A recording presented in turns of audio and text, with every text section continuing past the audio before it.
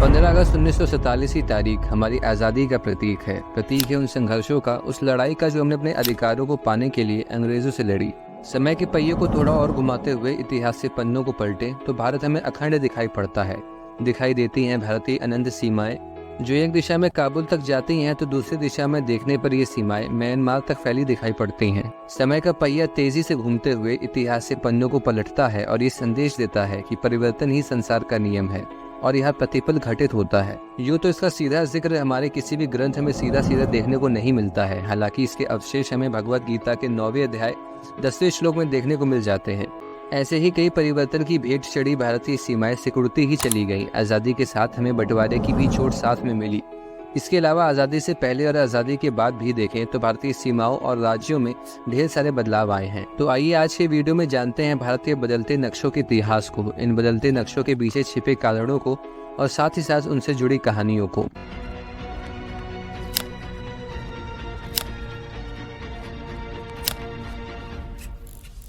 26 जनवरी 1950 वो तारीख थी जब हमारा संविधान फोर्स में आता है। संविधान निर्माताओं ने भारत में कौन कौन से राज्य और यूनियन टेरिटरीज मौजूद हैं, इसका पूरा ब्यौरा देते हुए देशवासियों को स्पष्टता प्रदान करी है।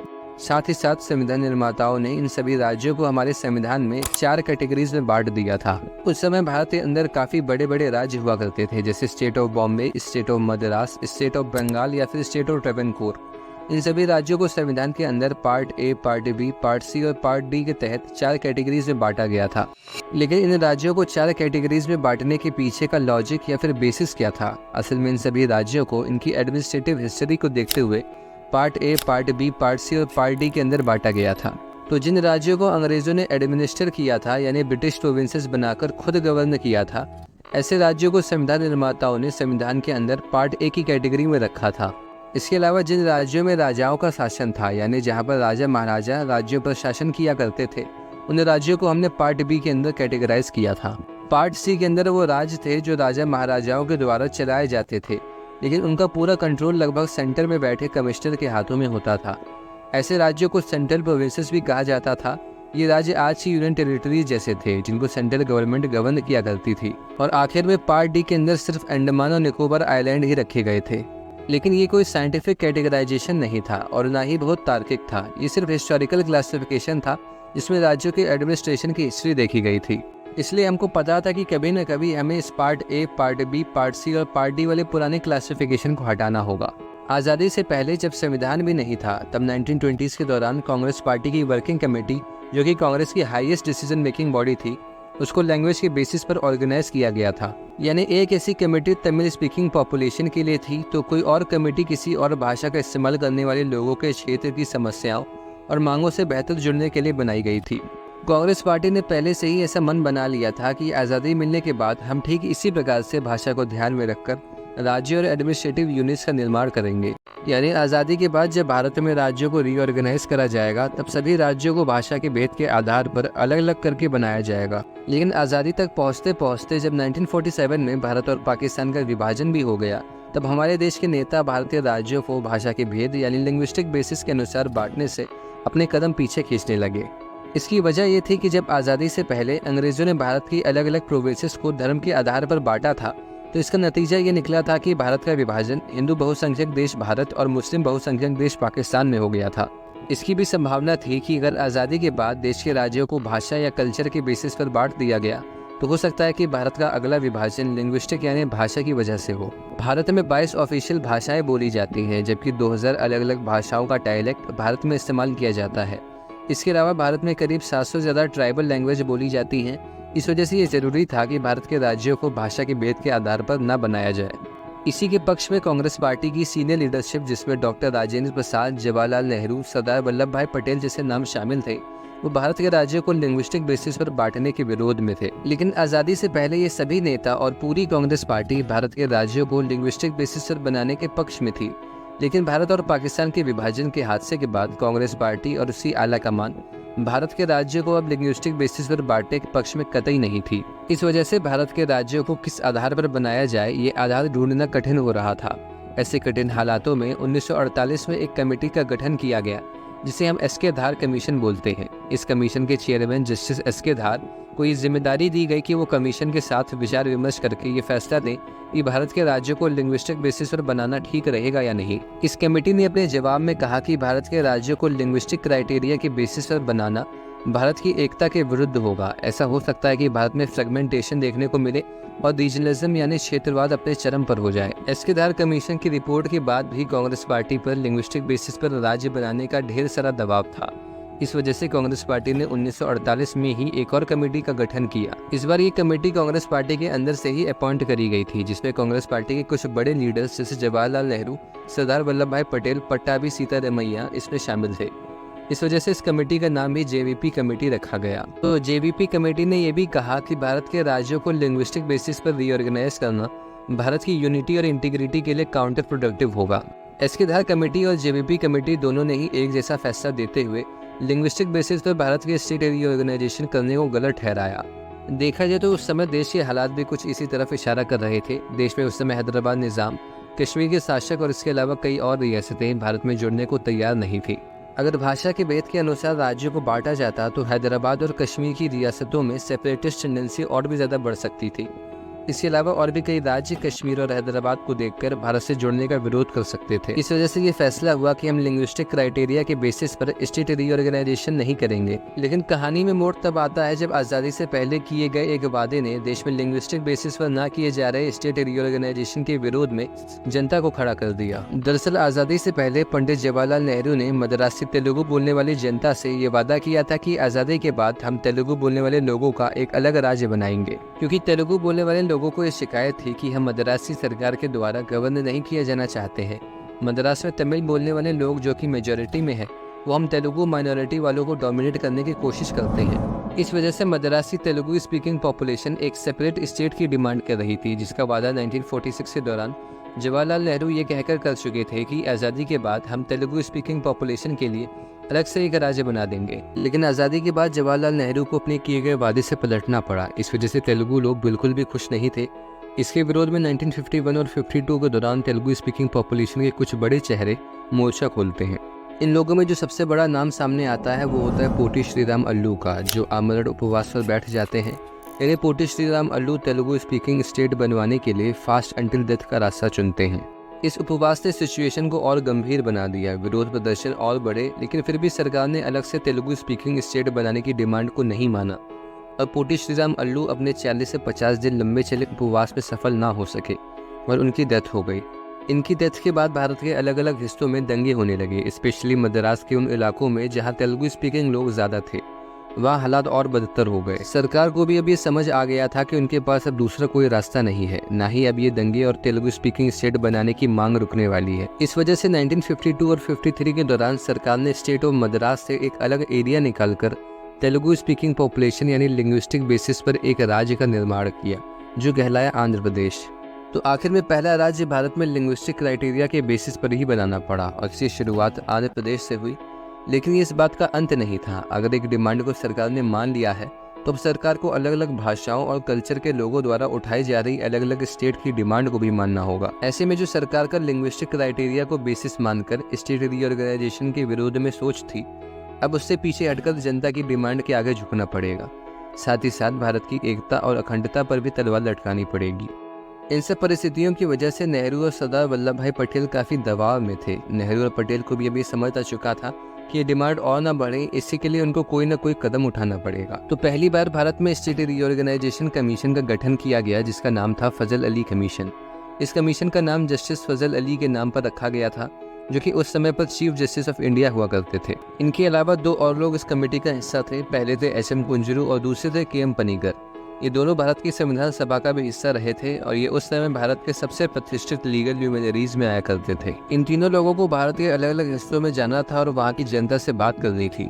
उनकी डिमांड्स, उनके पर्सपेक्टिव को समझना था और उसके बेसिस पर अपनी एक रिपोर्ट देनी थी कि क्या भारत को लिंग्विस्टिक बेसिस पर रीऑर्गेनाइज किया जाए या फिर किसी और बेसिस पर। फजल अली कमीशन ने देश के अलग अलग हिस्सों में जनता का पक्ष जानकर अपनी रिपोर्ट भारत सरकार को सौंपी। इस रिपोर्ट के लगभग 90% रिकमेंडेशंस भारत सरकार ने मान लिए। फजल अली कमीशन ने सुझाव दिया था कि सबसे पहले तो पुराना क्लासिफिकेशन जो कि एडमिनिस्ट्रेटिव हिस्ट्री को देकर किया गया था, जिसे राज्यों को पार्ट ABCD में बांटा गया था उसको हटाया जाए। इसके अलावा कमीशन ने कुछ रिकमेंडेशंस भी प्रोवाइड करे जिनके आधार पर स्टेट रीऑर्गेनाइजेशन किया जाना चाहिए। इन रिकमेंडेशंस में एक क्राइटेरिया लिंग्विस्टिक और कल्चरल क्लासिफिकेशन भी था। और आखिर में हुआ भी यही, हमें भारत के राज्यों को भाषा और कल्चर के भेद के अनुसार ही रीऑर्गेनाइज करना पड़ा। इसका नतीजा ये था कि 1950 से 1956 के बीच भारत के मैप को देखने पर काफ़ी अंतर देखने को मिलता है। अगर हम देखें तो आखिर में जो हम नहीं चाहते थे, यानी हम नहीं चाहते थे कि हमारे देश में स्टेट रीऑर्गेनाइजेशन लिंग्विस्टिक बेसिस पर हो, लेकिन आखिर में हमें करना वही पड़ा और भारतीय स्टेट्स का रीऑर्गेनाइजेशन लिंग्विस्टिक और कल्चरल बेसिस पर ही हुआ। बंगाली भाषा की कल्चरल होमोजेनिटी के चलते उनके लिए बना वेस्ट बंगाल, गुजराती बोलने वालों के लिए बना गुजरात। तो आखिर में भारत के राज्य भाषा और कल्चर के भेद पर ही बने। इसके अलावा भी थोड़े बहुत क्राइटेरिया थे, जैसे किसी राज्य को बनाने के लिए इकोनॉमिक एफिशिएंसी, एडमिनिस्ट्रेटिव वायबिलिटी और कल्चरल होमोजेनिटी को भी कंसीडर किया गया था। इस रीऑर्गेनाइजेशन को करने के लिए 1956 में सिंपली आर्टिकल 3 के अंदर बिल पास किया गया था। लेकिन आर्टिकल 3 के अंदर स्टेट रीऑर्गेनाइजेशन बिल पास करने से पहले जो एडमिनिस्ट्रेटिव हिस्ट्री के बेसिस पे पुराना क्लासिफिकेशन था, जिसमें part A, part B, part C और पार्ट D करके स्टेट्स को बांटा गया था, उसको भी हटाना था, जो कि संविधान के पार्ट 7 में मौजूद था। इस वजह से सबसे पहले कॉन्स्टिट्यूशनल अमेंडमेंट एक्ट पास करके इस पुराने क्लासिफिकेशन को रिमूव कर दिया गया। इसके बाद आर्टिकल 3 के अंदर स्टेट रीऑर्गेनाइजेशन बिल पास करवाकर भारत के राज्यों में परिवर्तन किया गया। इसके अलावा भारत के कई अलग अलग क्षेत्रों में और भी ऐसी मांगे उठ रही थी। इसी सिलसिले में बॉम्बे से भी लगातार आंदोलन किए जा रहे थे। लेकिन पहली मांग जिसने अपनी ओर सबका ध्यान खींचा वो थी नॉर्थ ईस्ट से उठने वाली एक डिमांड, जिसमें असम के अंदर नागा लोगों के द्वारा ये साफ कर दिया गया था कि वो इंडियन यूनियन को ज्वाइन नहीं करना चाहते हैं। पंडित जवाहरलाल नेहरू और एजेड फीजो के बीच इस मुद्दे पर काफी सारे लेटर एक्सचेंज हुए। एजेड फीजो दरअसल नागा नेशनल काउंसिल के लीडर थे। नेहरू और भारत सरकार लगातार कोशिश कर रही थी कि किसी तरह नागा लोगों को समझाकर असम को भारत की यूनियन में ऐड किया जाए। लेकिन 1947 के दौरान असम में एक प्लेबिसाइट कंडक्ट किया जाता है, जिसे सिलहट प्लेबिसाइट के नाम से जाना जाता है। इस प्लेबिसाइट में भारत की यूनियन में असम के जुड़ने पर वोटिंग होती है। इसके अलावा वोटिंग इस बात पर भी होती है कि क्या असम को ईस्ट पाकिस्तान का हिस्सा बन जाना चाहिए या नहीं। इसमें असम के 40% लोग भारत की यूनियन से जुड़ने की बात करते हैं। इसके अलावा 55% लोग ईस्ट पाकिस्तान से जुड़ने के पक्ष में होते हैं। लगभग 4% लोग ऐसे भी होते हैं जिनके वोट इनवैलिड थे। असम में भी लगातार बिगड़ते हालात सरकार पर भी दबाव बना रहे थे। इस वजह से भारत सरकार ने ये सोचा कि असम के जिस एरिया से असम के भारत की यूनियन में जुड़ने के विषय पर सबसे ज्यादा विरोध हो रहा है, उस एरिया को असम से अलग करके यूनियन टेरिटरी बना देते हैं, जिससे कि उसका कंट्रोल असम की सरकार से हटकर केंद्र सरकार के हाथों में आ जाएगा और नागा लोगों की अलग स्टेट की डिमांड भी पूरी हो जाएगी। इसी डिमांड को पूरा करते हुए 1963 में जुनसांग हिल और उसके आसपास के एरिया को अलग करके नागालैंड बना दिया गया। ठीक ऐसे ही फजल अली कमीशन की रिपोर्ट के बाद महाराष्ट्र में भी 1960s के बाद मराठी बोलने वाले लोगों के लिए एक अलग राज्य बनाने की मांग एक आंदोलन के जरिए उठी, जिसे संयुक्त महाराष्ट्र मूवमेंट कहा जाता है। इसी के चलते 1960 में एक रेजोल्यूशन पेश किया जाता है, जिसमें स्टेट ऑफ बॉम्बे को 2 हिस्सों में, यानी एक हिस्सा मराठी बोलने वाले लोगों का जो कहलाएगा महाराष्ट्र और एक हिस्सा गुजराती बोलने वालों का जो गुजरात के नाम से जाना जाएगा। एक और जगह जहां एक राज्य बनाने की मांग उठ रही थी वो थी पेप्सू स्टेट। पेप्सू दरअसल पटियाला और ईस्ट पंजाब की स्टेट्स को कहा जाता था। इस स्टेट यूनियन में ये डिमांड उठ रही थी कि पंजाबी बोलने वाले लोगों के लिए हम एक अलग राज्य बनाना चाहते हैं, जिसे हम पंजाब कहेंगे। तो 1966 में पेप्सू स्टेट यूनियन को 3 भागों में, पंजाबी बोलने वाले लोगों के लिए पंजाब, हरियाणवी हिंदी बोलने वालों के लिए हरियाणा और पहाड़ी एसेंट और उसके कल्चर को देखकर हिमाचल प्रदेश को अलग कर दिया गया। हरियाणा और पंजाब के बीच चंडीगढ़ के मुद्दे पर थोड़ी गर्मा गर्मी हुई। ये दोनों ही राज्य चंडीगढ़ को अपने राज्य में रखना चाहते थे, क्योंकि चंडीगढ़ एक वेल प्लान्ड शहर था और इकोनॉमिकली और सोशली भी काफी एडवांस था। इस वजह से चंडीगढ़ को इन दोनों राज्यों की ही कॉमन कैपिटल बना दिया गया और चंडीगढ़ को यूनियन टेरिटरी बनाकर उसका एडमिनिस्ट्रेशन सेंटर ने अपने हाथों में ले लिया। अगर आज देखें तो एक ही शहर को इन दोनों राज्यों की शेयर्ड कैपिटल बनाए रहने का कोई तुक भी नहीं है। स्पेशली अगर आप हरियाणा को आज देखें तो चंडीगढ़ कोई बहुत ज़्यादा परसेंटेजेस में हरियाणा जीडीपी में कंट्रीब्यूट भी नहीं करता है। हरियाणा का लगभग 60% रेवेन्यू गुड़गांव से आता है। इसी वजह से आज की तारीख में इतनी डिपेंडेंसी दोनों में से किसी राज्य की चंडीगढ़ पर नहीं है। लेकिन कोई भी सरकार कमज़ोर नहीं दिखना चाहती है, कोई भी सरकार चंडीगढ़ को एक दूसरे को सीड नहीं करना चाहती है। उत्तर भारत से चलते हुए अगर नॉर्थ ईस्ट की दिशा का रुख करें तो वहाँ पर भी ढेर सारे स्टेट्स का रीऑर्गेनाइजेशन देखने को मिलता है। 1972 से पहले नॉर्थ ईस्ट में 4 एडमिनिस्ट्रेटिव यूनिट्स थे, असम, नागालैंड, मणिपुर और त्रिपुरा। तो सबसे पहले त्रिपुरा और मणिपुर को राज्य का दर्जा दे दिया जाता है असम के अंदर से कुछ एडमिनिस्ट्रेटिव यूनिट्स को कार्व आउट करके अलग राज्य और यूनियन टेरिटरी बनाए गए। जैसे असम के अंदर एक एरिया तवांग ट्रैक्ट को अलग करके अरुणाचल प्रदेश बना दिया गया। शुरुआत में इस एरिया को अरुणाचल प्रदेश नहीं कहते थे, बल्कि इसको नेफा यानी नॉर्थ इंडियन फ्रंटियर एजेंसी के नाम से जाना जाता था। इसके अलावा असम से एक एरिया को यूनियन टेरिटरी के रूप में अलग किया गया, जिससे मेघालय का जन्म हुआ। ये वही एरिया था जिसमें भारत के कुछ प्रसिद्ध ट्राइबल ग्रुप्स जैसे गारोज और जंतियाज रहते हैं। इसी तरह से मिजोरम को भी असम के एक एरिया को यूनियन टेरिटरी के रूप में अलग करके ही बनाया गया था। मिजोरम के बारे में हम इंटरनल सिक्योरिटी की क्लास में डिस्कस करेंगे। मिजोरम में हो रही इंसर्जेंसी के चलते सरकार ने मिजोरम का कंट्रोल भी अपने हाथों में ले लिया।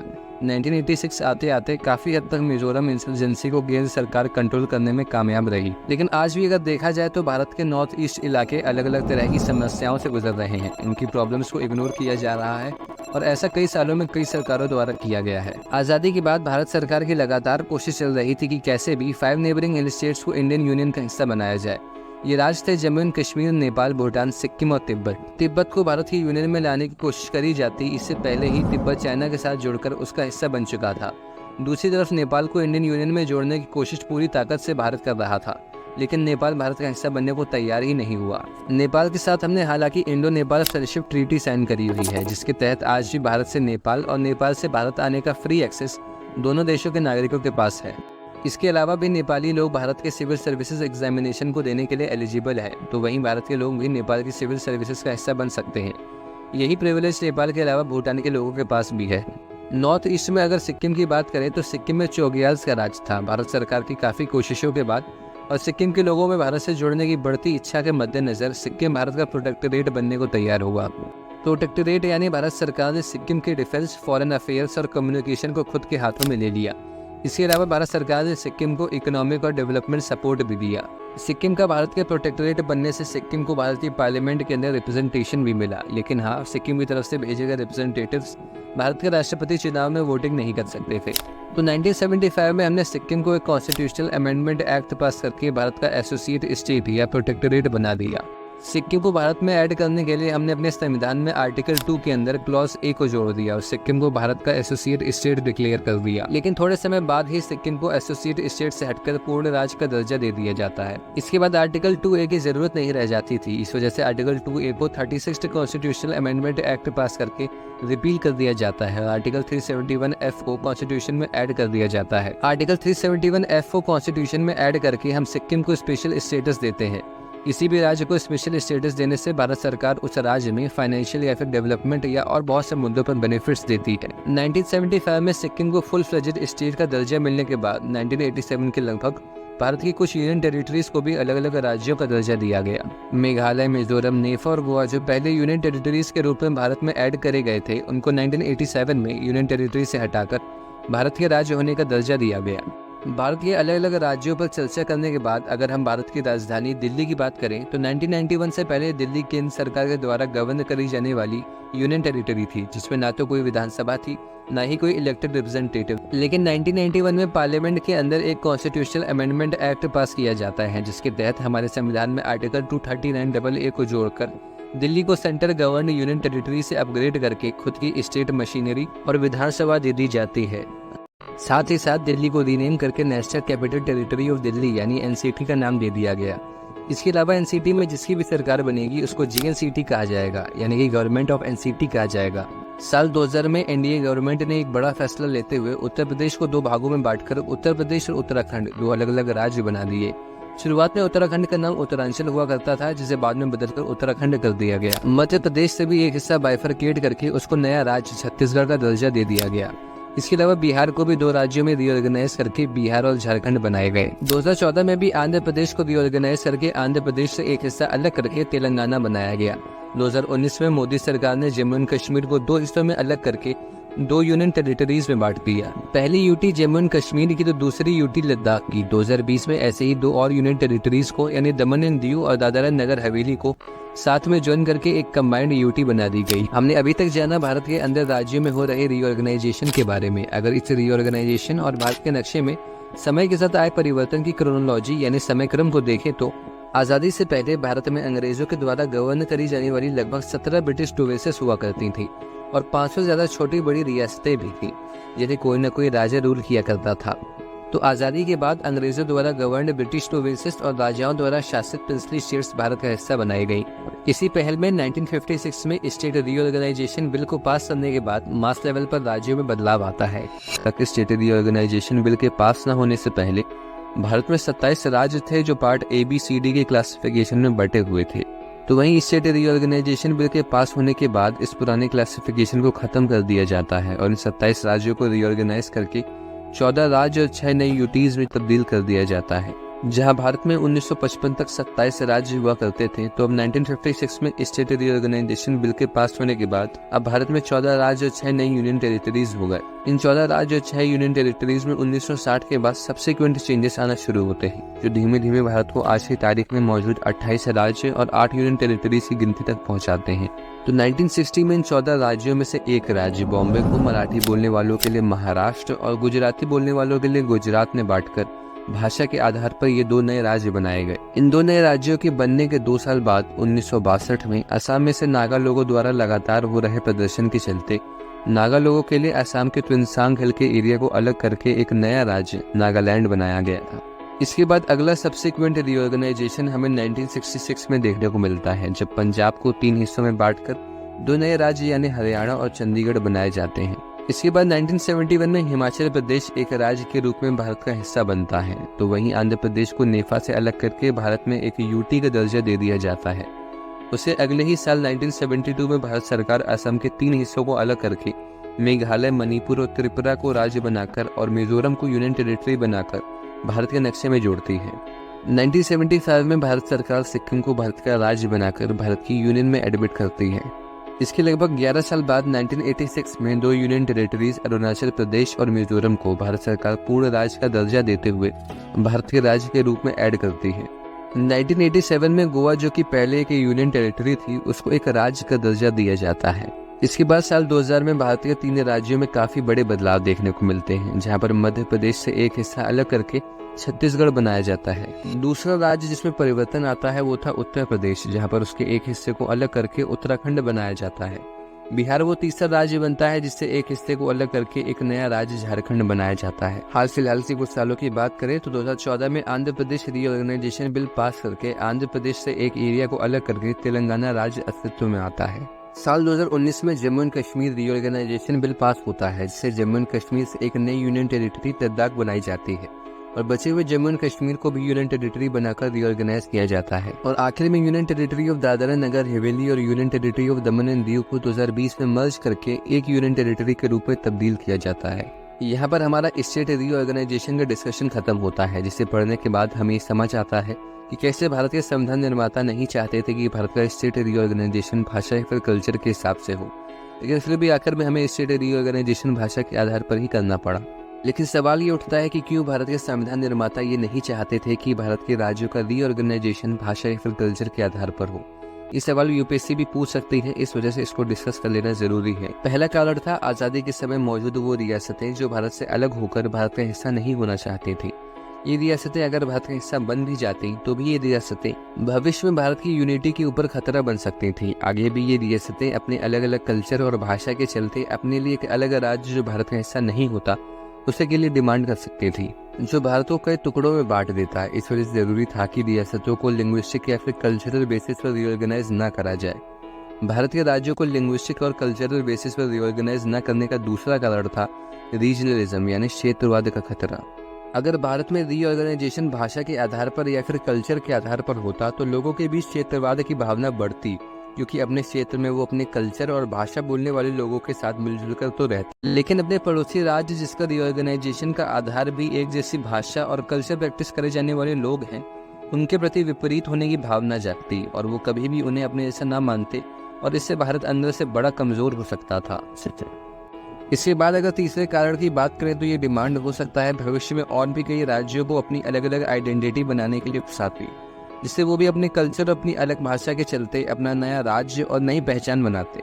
भारत के हर राज्य की अपनी अलग अलग पहचान भारत की पहचान को धूमिल कर सकती थी। भारत को लिंग्विस्टिक कल्चरल बेसिस पर रीऑर्गेनाइज करने में एक और समस्या थी। लिंग्विस्टिक कल्चरल बेसिस पर रीऑर्गेनाइज करने से बस भाषा और कल्चर ही कंसीडर करे जाते और इकोनॉमिक और एडमिनिस्ट्रेटिव फैक्टर कंसीडर तक नहीं करे जाते हैं, जिससे देश को नुकसान पहुंचता है।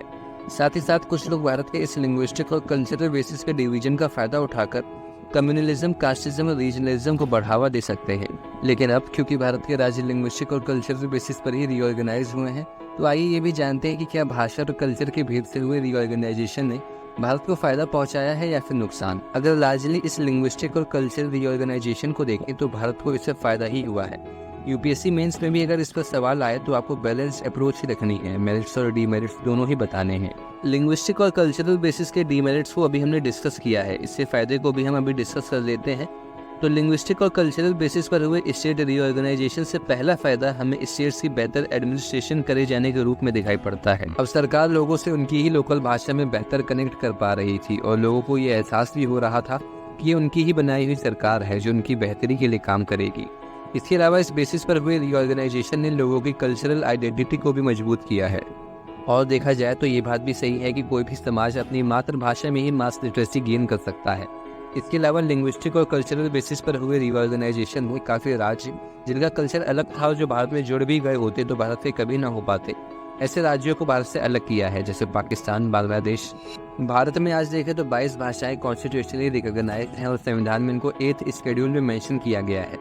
हाँ, ये बात ठीक है कि हिंदी और इंग्लिश भारत में हिस्टोरिकली लिंगुआ फ्रैंका बनते चले गए हैं, जहाँ काफ़ी सारे राज्य हिंदी भाषा का इस्तेमाल करते हैं, तो वहीं काफ़ी सारे ऑफिशियल वर्क भी हिंदी या फिर इंग्लिश में करे जाते हैं। हालांकि भारत के लिहाज से जो हमारे संविधान निर्माताओं और नेताओं का डर था कि भारत का विभाजन धर्म के आधार पर पाकिस्तान के रूप में तो हो चुका था, ये संविधान निर्माताओं का डर सिर्फ डर ही रह गया और भारत एक देश बनने में सफल रहा। और आज भारत की सबसे बड़ी पहचान ही अनेकता में एकता का होना है।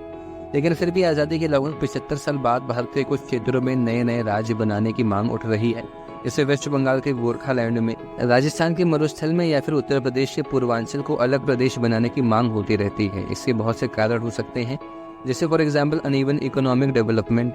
महाराष्ट्र के विदर्भा को देखें तो वहाँ पर highest number of farmers reside करते हैं। सरकार ने वेस्ट महाराष्ट्र पर जितना ध्यान दिया है उतना ईस्ट महाराष्ट्र पर नहीं दिया है। ऐसे में विदर्भा भले ही महाराष्ट्र में हो, लेकिन इसके अलग राज्य जैसी झलक कई बार देखने को मिलती है।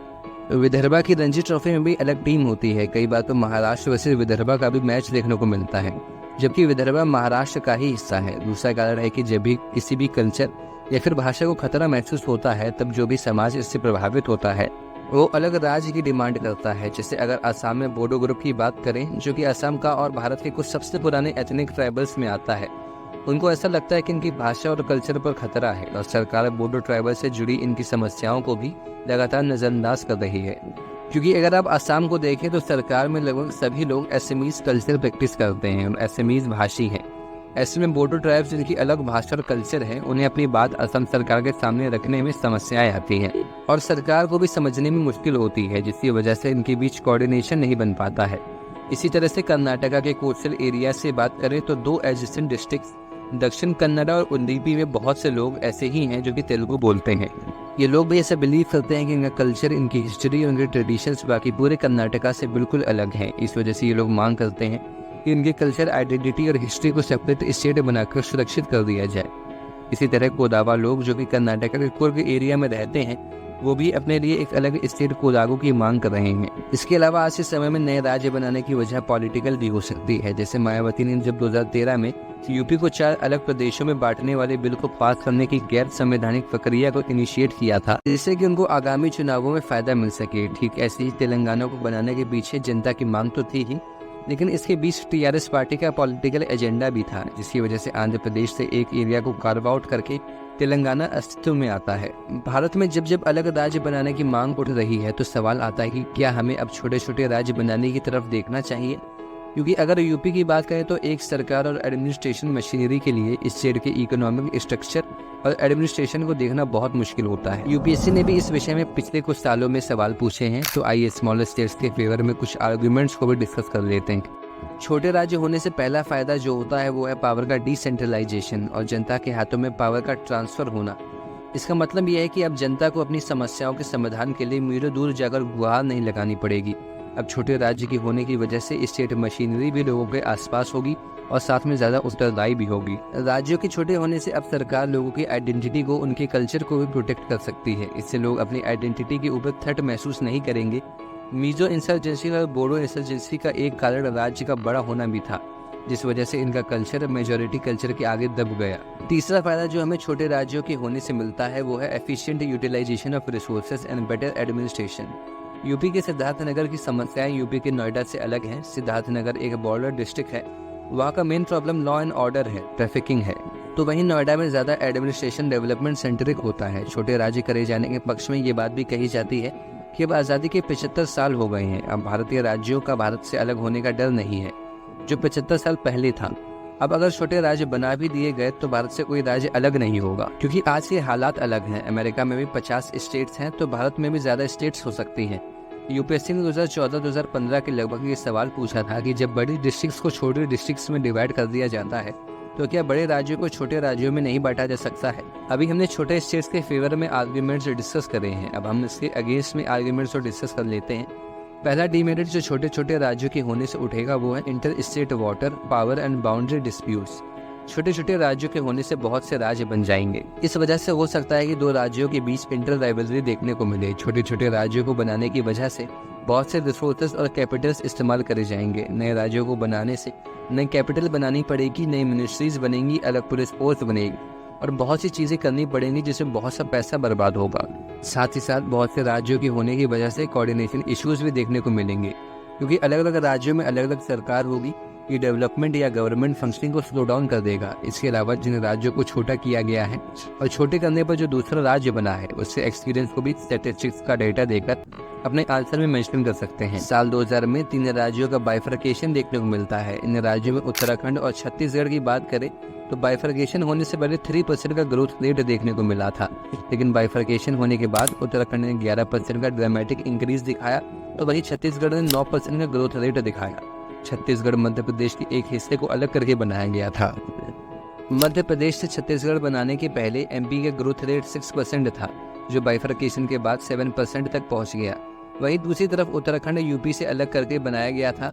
यूपी और उत्तराखंड के बाइफर्केशन से पहले यूपी का ग्रोथ रेट 4.7% था, जो बाइफर्केशन के बाद ग्रोथ करते हुए 6.7% तक पहुंच गया। नए बनाए हुए राज्य भले ही पुराने राज्य जिनसे ये बाइफर्केट होकर बने होते हैं उनकी एग्रीकल्चर प्रोडक्शन रेट में बराबरी ना कर पाए, लेकिन अधिकतर केसेस में ये नेशनल रेट से ज़्यादा पहुँचते हुए देखे गए हैं। इसके अलावा इन्फेंट मोर्टेलिटी रेट भी काफ़ी डिक्लाइन हुआ है। बिहार और झारखंड की परफॉर्मेंस 2009-2011 के बीच काफ़ी नोटेबल रही। तो आज का डिस्कशन हमारा स्टेट रीऑर्गेनाइजेशन इन इंडिया के बारे में था। मिलते हैं अगले वीडियो में। Thanks for watching this video.